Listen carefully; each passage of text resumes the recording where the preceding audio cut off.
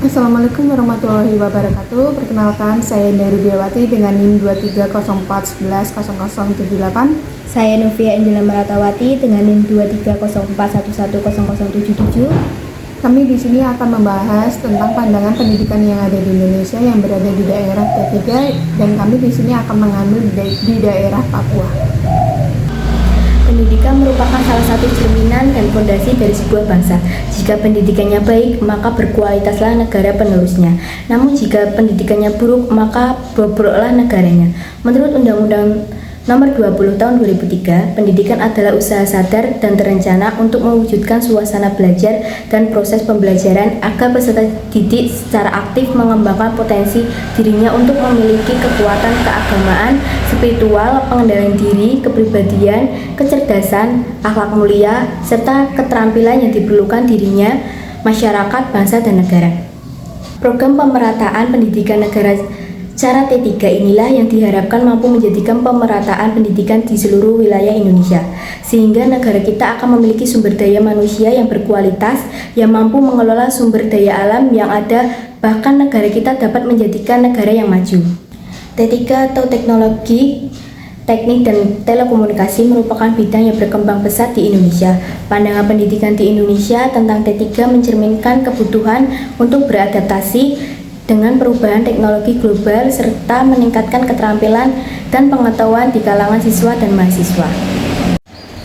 Untuk mengatasi permasalahan yang terjadi karena tidak meratanya pendidikan di Indonesia, maka perlu adanya perhatian khusus dan perbaikan pendidikan di daerah T3. T3 sendiri yaitu terbelakang, terdepan, dan tertinggal. Pendidikan di wilayah T3 termasuk di Papua menghadapi banyak tantangan yang menyebabkan ketidakmerataan.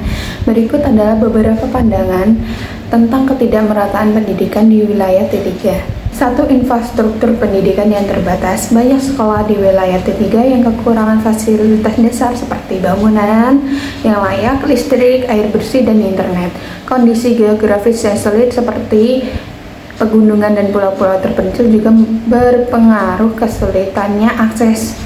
2. Yaitu kekurangan guru dan kualitas pengajar.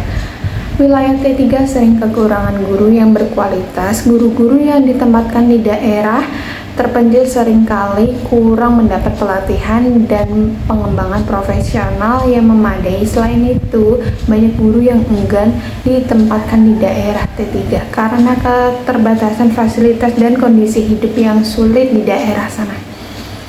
Dan yang ketiga yaitu tingkat kemiskinan yang tinggi. Tingkat kemiskinan yang tinggi di wilayah T3 mempengaruhi kemampuan keluarga untuk mendukung pendidikan anak-anak mereka, serta biaya tambahan untuk pendidikan seperti seragam, buku, dan transportasi bisa menjadi beban yang signifikan bagi keluarga.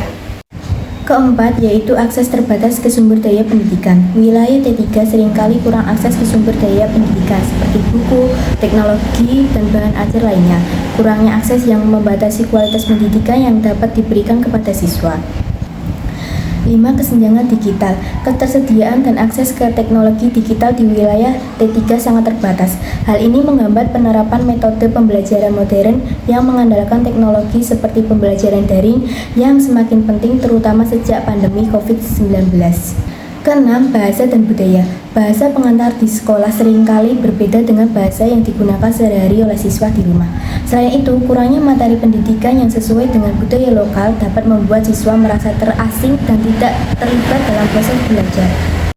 Dan yang ketujuh yaitu kebijakan dan implementasi yang kurang tepat sasaran. Program-program pendidikan yang seringkali tidak disesuaikan dengan kebutuhan spesifik wilayah T3. Implementasi kebijakan pendidikan yang kurang tepat sasaran dapat mempengaruhi ketidakmerataan.